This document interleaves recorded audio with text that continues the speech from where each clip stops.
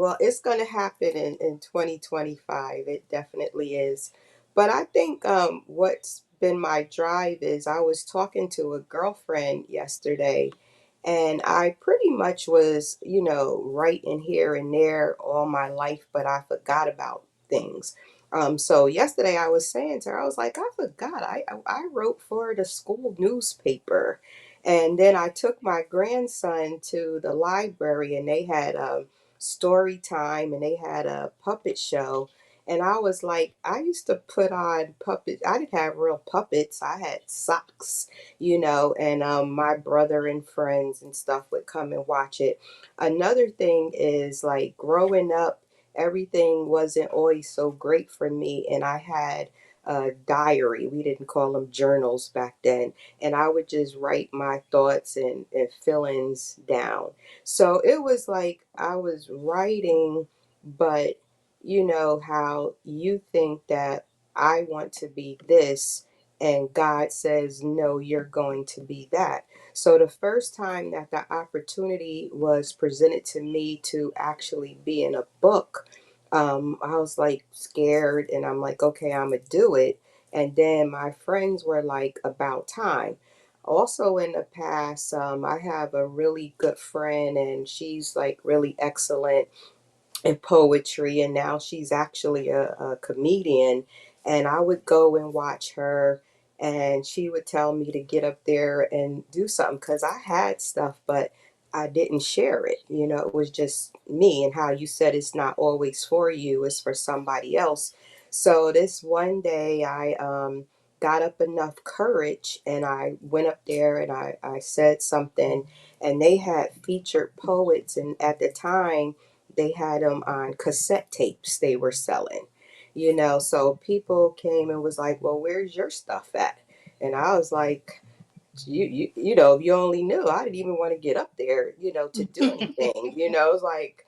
And so then I had another friend, and her friend owned a framing shop, so she would hold these um, art parties for, new artists to sell their work, but she would frame the pictures.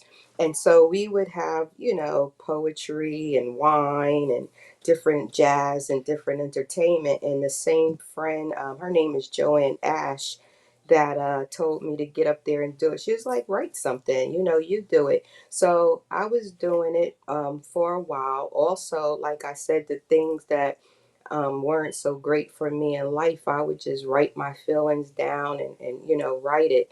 So, to get it off my chest, as you ladies said, it was healing for you. And that was really what it was. It was healing. But it seemed like once you got it out, how you said, Miss Glendora, about if you didn't get it out, you would have a heart attack. And I mean, and I would feel that sometimes, and I would just have to write things down. So what made me do more is I'm like, okay, I guess I'm not so bad at this. And a part of me was like, well, somebody might get something out of it, so I'm going to continue, to do it. And when you were also talking about legacy, I have three granddaughters, three grandsons, but it was really about my granddaughters because I didn't start writing at 20, I really started like over 50. And I just always wanted them to know it's not too late. Whatever you want to do, whatever God puts in your heart, you can do it. So then I just started doing it more for that.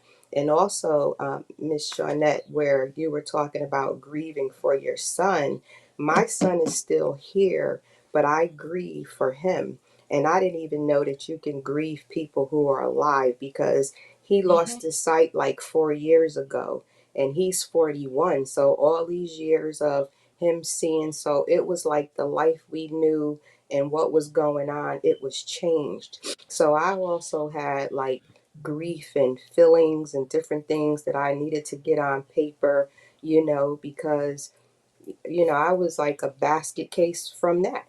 So I thank God that I can look at him every day, but it bothers me that he can't look at me. He can't see his daughters grow. So I just kind of feel like I'm the eyes and the voice for me and him, for his daughters to know, like, yeah, well, your dad can't do this, but look at what he's doing. And I just want to be a vessel, for my family and for other people who might be in that situation. So I just had to conquer the fear because that's what it was for me.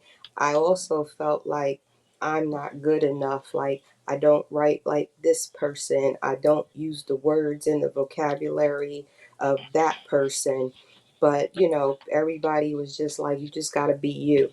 So I just started saying, well, I'm not going to be afraid. And then when you say, well, I'm doing this book, and I'm like, well, yeah, I'm gonna do it because getting to me doing my book, I felt like since I was kind of late to